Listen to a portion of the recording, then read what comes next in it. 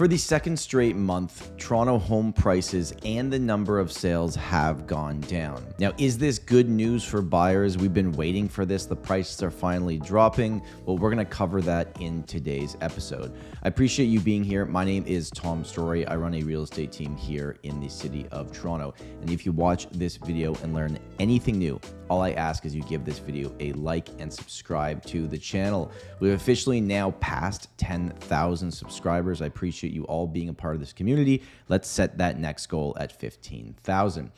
As you continue to watch this, if you have any questions specifically for me or my team, you can go into the first link in the description and book a time with me that works for you. The summer slowdown of the market is officially here. Now, this does happen in a typical year. And in a previous video, what I had said is that the summer numbers are great, but it's really the fall numbers, the September, October, and November numbers that we're really gonna have to focus on to actually watch what the price trends do, because the summer can kind of trick you sometimes because it typically slows down anyways. And even in very hot markets, the summer slowdowns. But there is opportunity. We're going to talk about that in today's video, and I'm going to show you the numbers. Just before I show you the numbers, I want to give you a few real life examples.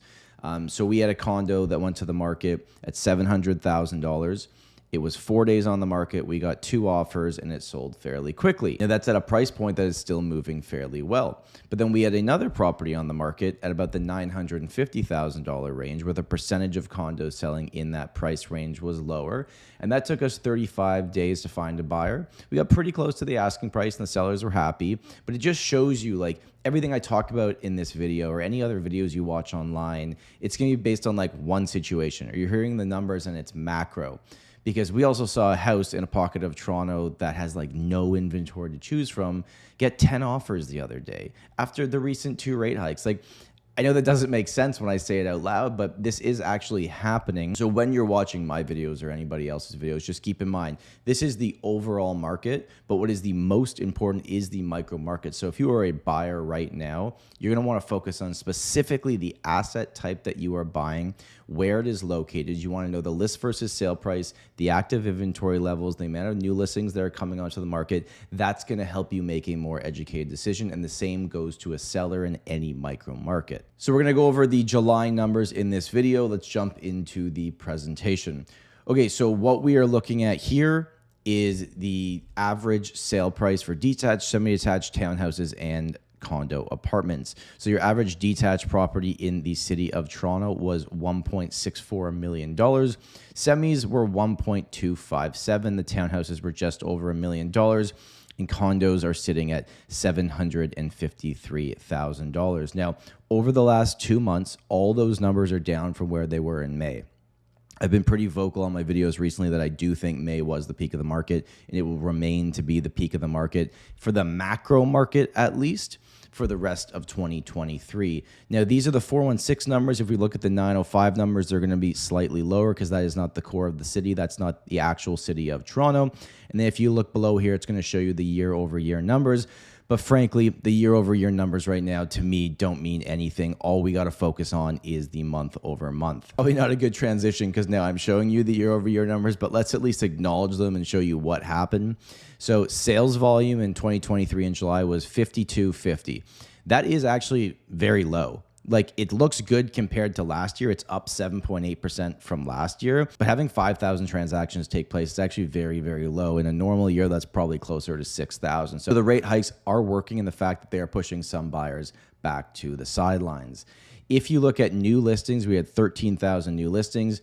That's okay. That's good to see that we are getting the new inventory to the market. The active listings is almost bang on to where it was last year. Now, something that's interesting, this active listings at 15,000, most of this year, that number's been around 10 to 11,000, right? So we talked about this.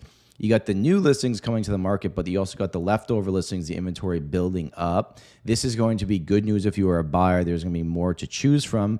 Your average sale price was up year over year, but it was down month over month, and I'll show you that in a second. So what we're looking at here is every month so far. This is showing you GTA, so everything, 416, 905 combined. We started the year at an average sale price of $1,038,000. Then we jumped all the way up to May, which is looking like the peak at 1196, so about $1.2 million. In June, we saw it drop down slightly, just a little bit at 1182. But in July, the official numbers are 1118. So if you go back to January, still significantly up, but it hasn't continued the trend of going up every single month. And that's probably a good thing long term in terms of future interest rate hikes potentially happening because the market continues to take off. And if you also see how the year started with extremely low sales volume and then slowly started picking up every single month, well, now it's kind of going the other direction. So we're going to see now how August plays out. I think August is going to be even slower than July. I don't think that's a very bold statement to make because that happens every single year. But now I want to show you these specific asset classes.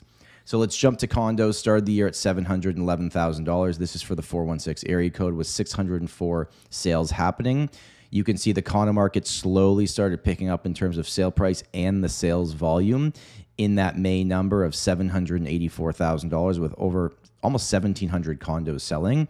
Right now, we've dropped back down to 753. So down from the peak of May 2 months ago, but obviously significantly still higher from where it was in January. But you are seeing that sales volume slowly tick down. So there's less happening because the absorption rate is not as quick as it was previously. Detached numbers are always interesting to me because they go all over the place.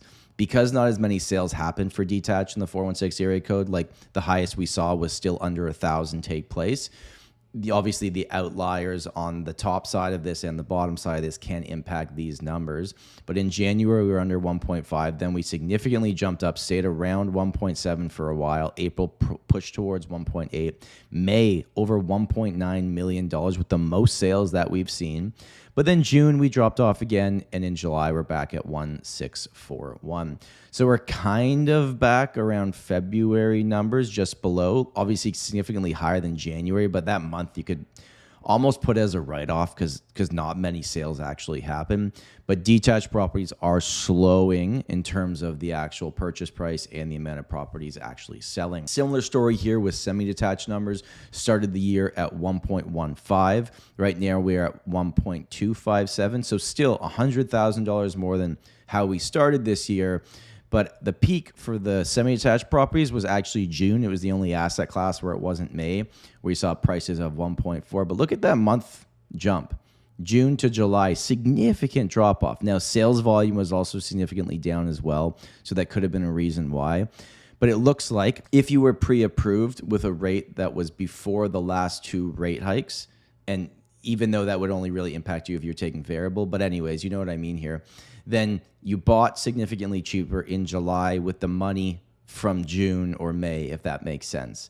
So now what we're going to have to see is the people that didn't have the locked-in rates moving forward at the new rates moving forward, how the market's going to play out, and that's what we're focusing on here in September. Now, finally, townhouses. I want to wrap it up with townhouses. Started the year under $1 million and then jumped all the way up, and now they're kind of back to where they started. So townhouses have kind of just hovered the entire year. What's most interesting to me is that when you look at these numbers, what you recognize is that we saw 5 months in a row of prices going up and 2 months in a row of prices going down. And I think it's pretty fair to say that you're going to see 3 months in a row of prices going down because August is going to be slower as well.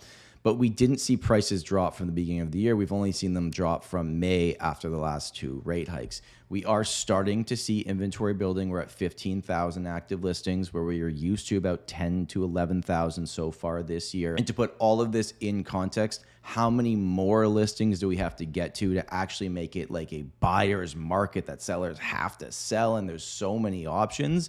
That answer is probably 20 to 25,000 active listings. We're currently sitting at 15. And the reason that I say that is because I looked back and at the depth of the worst time ever in the financial 2008 crisis, even though it didn't impact Canada like it did the States, in August of 2008, we had 25,000 active listings, and that's where our market just came to a stop. So if we continue on this trend, that's where you're going to see real pressure put on prices.